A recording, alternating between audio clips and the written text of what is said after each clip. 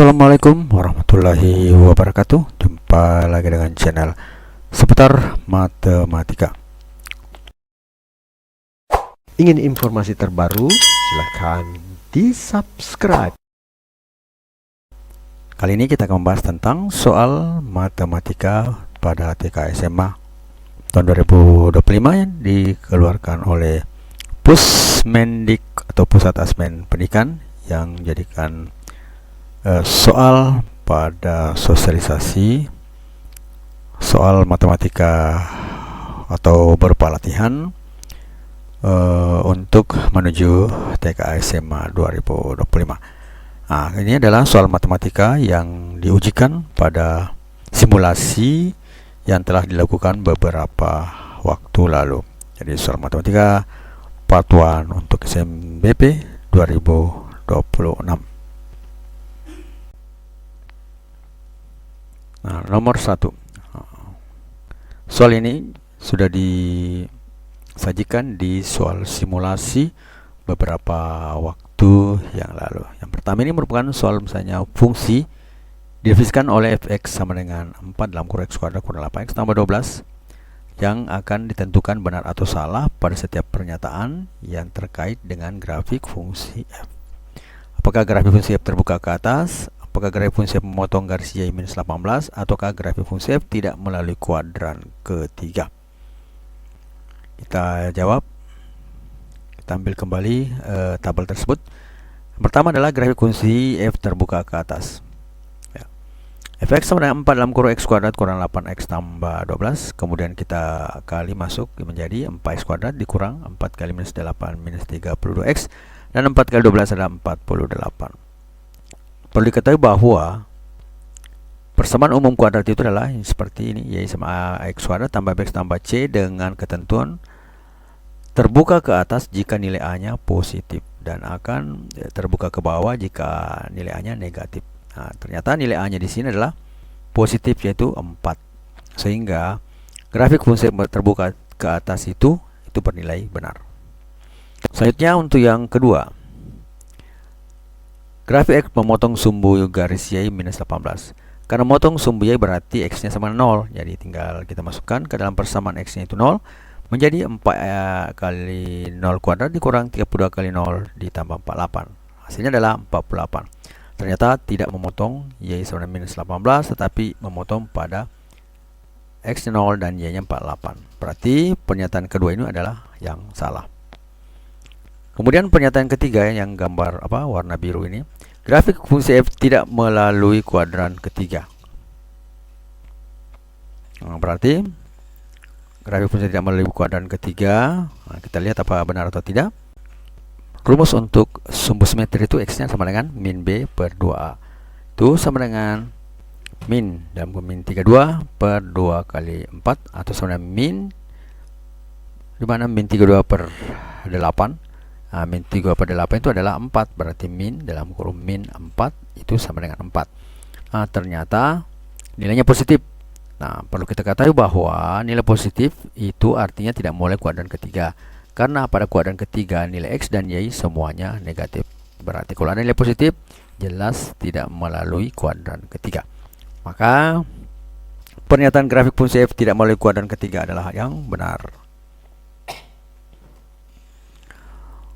Selanjutnya nomor yang kedua.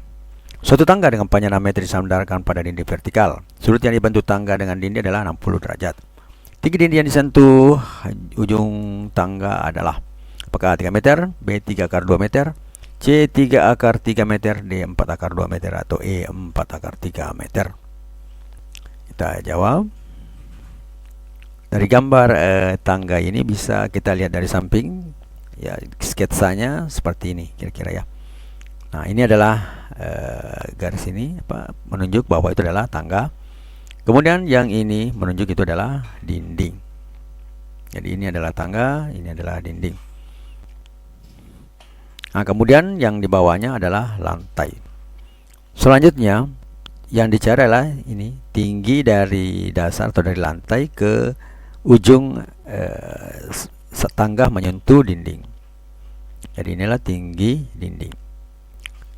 Nah, dari sini kita pakai rumus trigonometri bahwa tinggi dinding berbanding dengan tangga itu adalah cos 60 derajat. Ya, jadi perlu diingat bahwa untuk cos itu adalah alasnya yang sisi yang berhubungan dengan sudut berbanding dengan sisi miring yang jadi tangga sebenarnya sisi miring dan tinggi dinding ini adalah sisi alas ya, seperti sisi alas kalau kita baringkan segitiganya. Yang jelas sisi yang berhubungan dengan sudut siku-siku dengan sini dengan sudut ini merupakan tinggi dinding, atau itu biasanya disebut alas kalau segitiganya berbaring ya, tidak seperti ini. Maka cos 60 derajat itu sama dengan tinggi dinding berbanding dengan panjang tangga.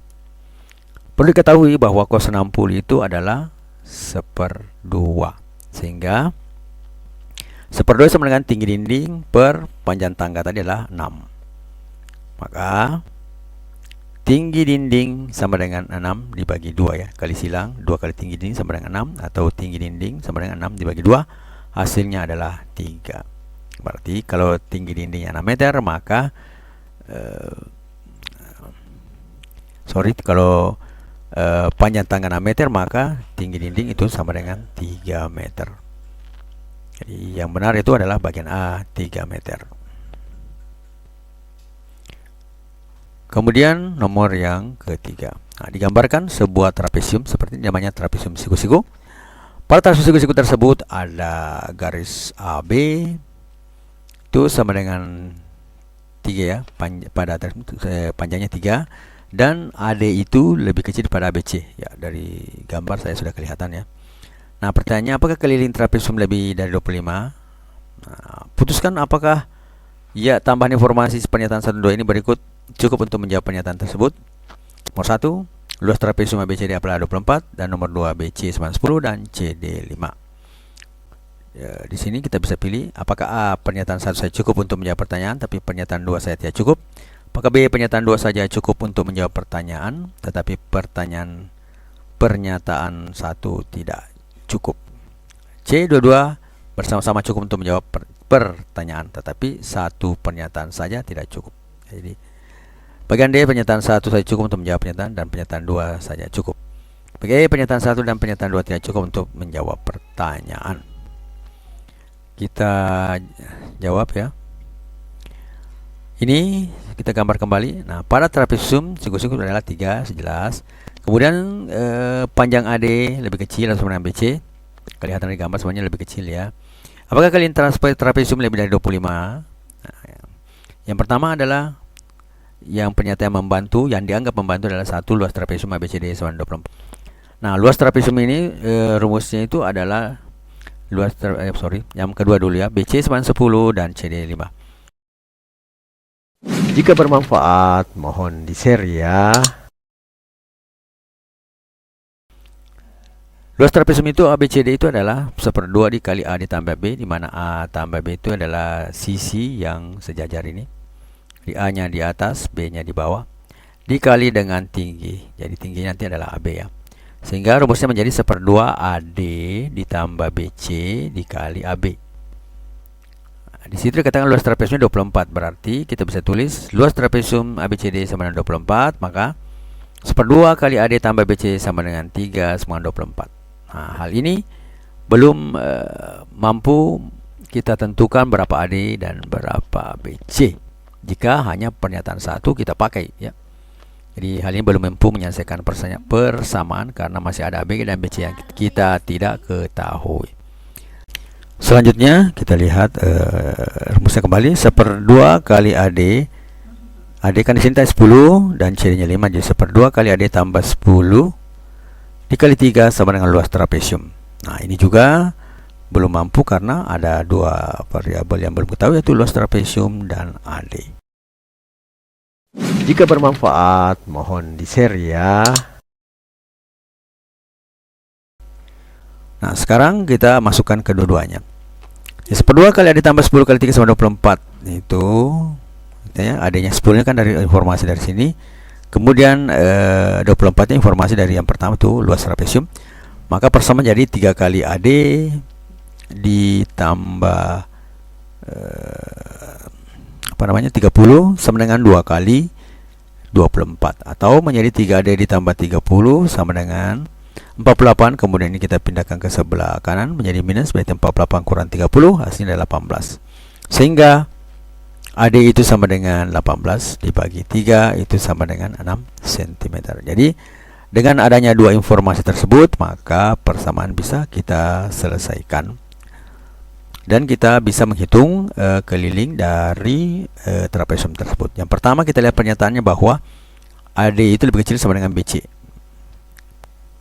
AD lebih kecil sama dengan BC, apa benar atau tidak? AD-nya kan adalah 6 dan BC-nya adalah 10, jelas benar ya.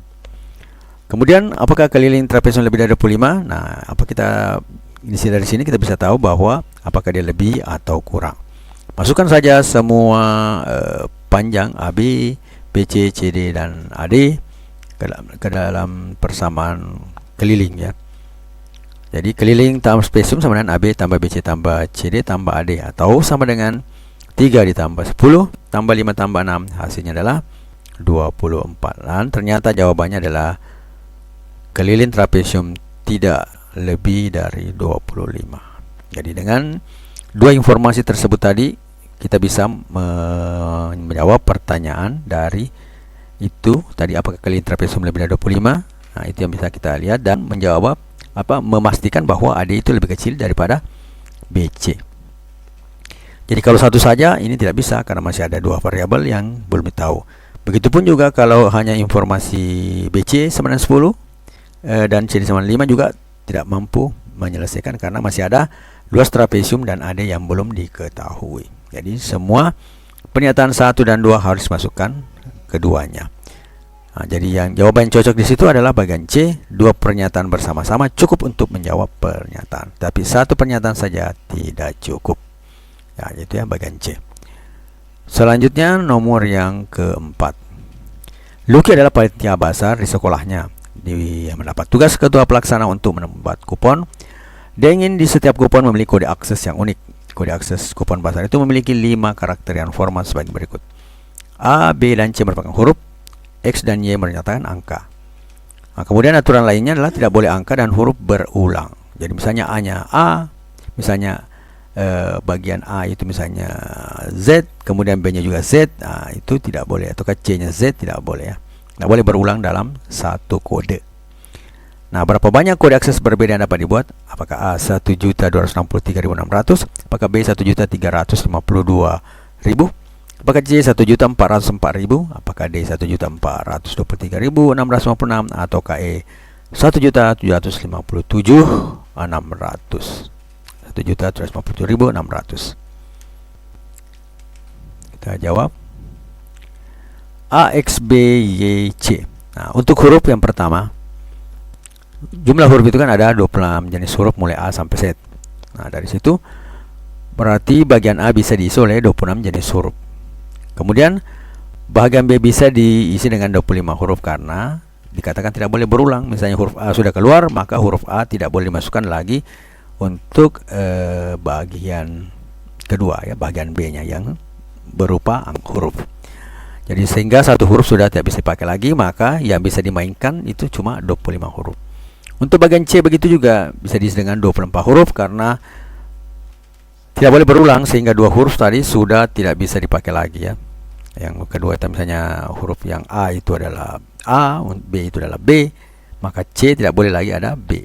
Harus hal yang lain. Harus huruf C sampai Z, di mana A dan B tidak bisa digunakan lagi. Nah, sekarang untuk angka X dan Y. X-nya itu untuk angka ya. X-nya bisa diisi oleh 10 jenis angka, yaitu jenis angka 0, 1, 2, 3, 4, 5, 6, 7, 8, 9, 10.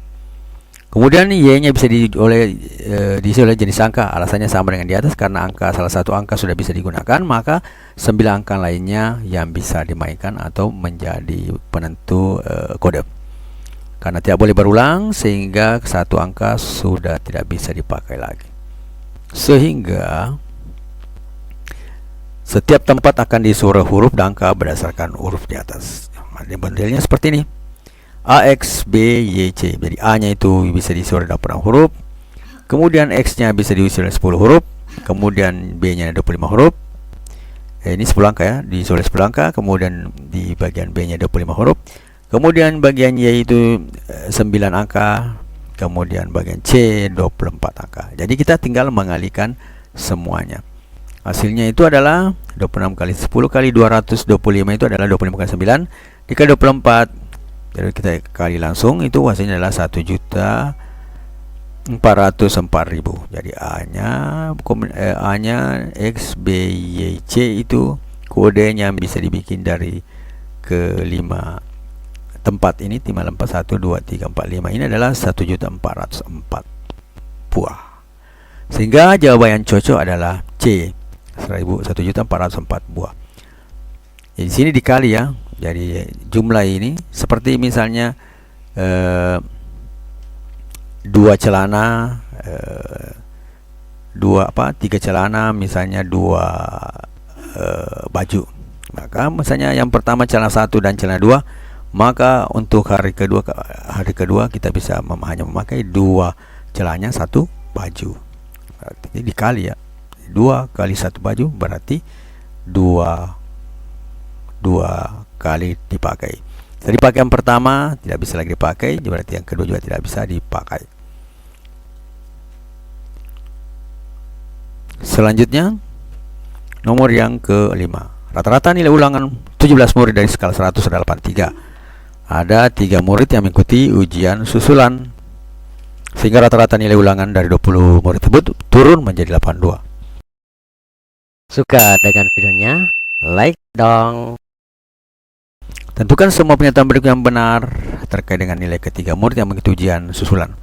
Yang benar lebih dari 1. Jadi di sini ada penjelasan bahwa jawaban yang benar itu pasti lebih dari 1. Apakah jumlah nilai ketiga murid yang mengikuti ujian susulan adalah 229? Benar. Rata-rata nilai murid yang mengikuti ujian susulan lebih dari 7 adalah benar. Ataukah nilai terendah dari ketiga murid yang mengikuti ujian susulan tidak kurang dari 29? Ataukah nilai tertinggi dari ketiga murid yang mengikuti ujian susulan lebih dari 76? Ataukah jangkauan data dari ketiga murid yang mengikuti ujian susulan lebih dari 72? Kita akan membahasnya sebagai berikut. Yang pertama adalah jumlah nilai ketiga murid yang mengikuti ujian susulan adalah 29. Jadi kalau kita lihat pertama ini, jumlah rata-rata dari 17 murid itu adalah 83. Berarti nilai siswa 1, karena kita simbolkan X1 ya. Jadi siswa 1 tambah siswa 2 sampai ditambahkan dengan siswa ke-17 kemudian bagi 17, itu hasilnya adalah 83. Artinya apa? Jumlah keseluruhan nilai, jadi X1 tambah X2 sampai X17 itu adalah 17 kali 83 atau menjadi 1411. Nah, kemudian karena masuk ketiga siswa tersebut berarti jumlahnya itu X1 tambah X2 tambah X3 itu sampai X20 karena bertambah ya, dari 17 orang tambah 3 menjadi 20. Sehingga untuk rata-ratanya itu harus dibagi 20 menghasilkan 82. Atau bisa dibuat seperti ini, X1 tambah X2 tambah X3 sampai tambah X20 itu sama dengan 20 kali 82 atau sama dengan 1640. Sehingga nilai ketiga siswa tersebut itu adalah bisa kita tulis menjadi jumlah nilai ketiga mengikuti ujian susulan adalah 1411 karena kita menghitung dari sampai 17 ditambah X18, X19 dan X20 itu 1640. Jadi jumlah ketiga nilai dari siswa tersebut adalah 1640 dikurang 1411 itu sama dengan 229. Nah, jadi pernyataan pertama ini adalah benar ya, karena jumlah nilai ketiga murid yang mengikuti ujian susulan adalah 229. Selanjutnya kita lihat lagi rata-ratanya kan 229 ya. Jadi rata-ratanya ini kita akan mencari rata-rata dari ketiga siswa susulan tersebut. Berarti kan nilainya ketiga siswa itu adalah tadi 229, maka rata-ratanya menjadi 229 bagi 3, hasilnya adalah 76,33. Maka pernyataan rata-rata nilai murid yang mengikuti ujian susulan lebih dari 70 jelas benar, karena di sini 76,33 ya. Kemudian nilai terendah dari ketiga murid yang mengikuti ujian susulan tidak kurang dari 29. Nah, untuk menjawab itu, anggap nilai kedua murid yang lain adalah 100 karena nilai tertinggi kan 100. Jadi kita mencari nilai yang paling rendah. Nah, dari situ kita bisa tulis bahwa jumlah ketiga nilai murid tersebut adalah 229 dikurang 200, maka nilai yang paling rendah yang bisa didapatkan oleh satu siswa, di mana kedua siswa yang lain mendapat nilai maksimal adalah 29. Jadi nilai terendah dari ketiga murid yang mengikuti ujian susulan tidak kurang 29 adalah yang benar. Selanjutnya, nilai tertinggi ketiga murid yang mengikuti ujian susulan adalah lebih dari 76. Karena rata-rata ketiga murid adalah 76,33, maka pasti ada nilai yang lebih tinggi dari 76. Seperti misalnya kita jumlahkan 3 angka, 4 tambah 5 tambah 6, hasilnya adalah bagi 3, 4 adalah 15 kan, bagi 3. Nah, akhirnya di situ adalah 5, dia di tengah-tengah. Berarti ada nilai yang lebih tinggi yaitu 6 dan nilai yang lebih rendah adalah 4. Nah, berarti di sini dikatakan ada yang lebih tinggi daripada 76. Berarti nilai yang tertinggi itu pasti ada dari 76,33. Suka dengan videonya? Like dong. Maka bagian ini nilai tertinggi dari murid yang mengikuti ujian itu lebih dari 76 adalah hal yang benar. Karena kalau rata-rata berarti pasti ada di atas dan ada di bawahnya. Jadi ini adalah penegasan secara logika. Jika rata-ratanya 76,33, maka ada nilai yang lebih dari 76,33, dan bahkan juga ada nilai yang kurang dari 76,33. Nah, sekarang yang terakhir, jangkauan data dari ketiga murid yang mengikuti ujian susulan dari 72, lebih dari 72. Nah, dari sini kita lihat dulu rumus jangkauan. Rumus jangkauan itu adalah nilai tertinggi dikurang nilai terendah. Nah, kita berpedoman pada nilai yang tadi ya, tertinggi kan pasti 100 dan nilai terendah itu sudah jelas tadi adalah tidak kurang dari 29. Berarti bisa kita tulis 100 dikurang 29 itu adalah 71. Berarti pernyataan ini, jangkauan data ketiga murid yang mengikuti ujian lebih dari 72 adalah hal yang salah. Seharusnya kurang dari 72. Maka kita tidak centang bahagian terakhir. Demikianlah penjelasan soal-soal yang pernah muncul di soal simulasi TK tahun 2025